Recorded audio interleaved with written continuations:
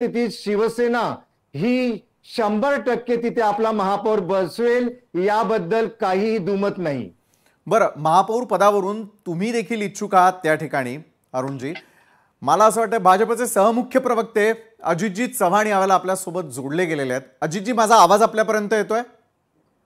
विशालजी, आवाज येतोय? नमस्कार। नमस्कार। बरं अजितजी, आता कळीचा मुद्दा जो अरुण सावंतांनी मगाशी उपस्थित केलेला आहे, त्यांनी एक मुद्दा उपस्थित केला की ठाणे असेल किंवा मुंबई असेल त्या ठिकाणी आमच्याबरोबर म्हणजे शिवसेनेबरोबर बरोबरी करता येणं शक्य नसल्याचं स्थानिक पातळीवरच्या नेत्यांनी ऐकून घ्यावं आणि मग वरिष्ठांना विचारूनच या संदर्भातली वक्तव्य करावी। मात्र ज्या प्रकारे संजय केळकर यांनी महत्त्वपूर्ण विधान हे ठाण्याकरता केलेलं आहे, तसंच काहीसं आता महायुतीत जरी आपण निवडणुका लढवणार असलात तरी महापौर पदासंदर्भात भाजपची ठाम भूमिका काय आहे मुंबई आणि ठाण्यासंदर्भात?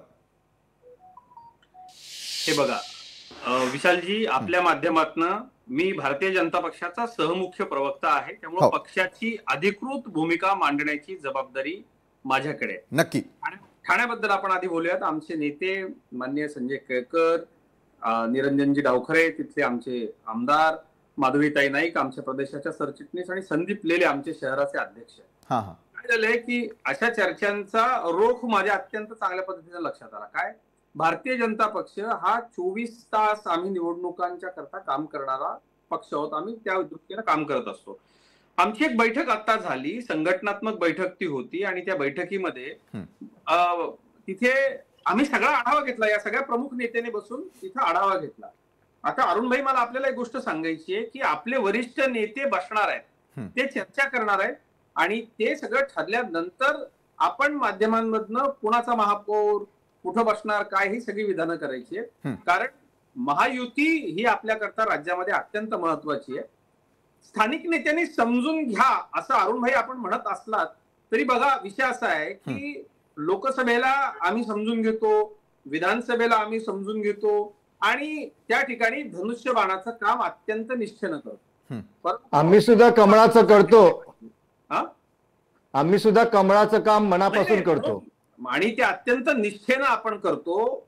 जिथे शिवसैनिक कमळाचं काम करतात, जिथं भारतीय जनता पक्षाचे कार्यकर्ते धनुष्यबाणाचं काम करतात, तिथे आपल्या नेत्यांचा एकमेकाप्रती असलेला विश्वास प्रतीत होतो आणि आपण ते सगळं काम करतो। शेवटी प्रत्येक पक्ष हा निवडणुकीपूर्वी आढावा घेत असतो। म्हणजे आमचे तिथले शहराध्यक्ष संदीप लेलेंचं एक वाक्य मला खूप आवडलं की आम्ही पॉवर हंग्री आणि वॉर हंगर नाही आहोत।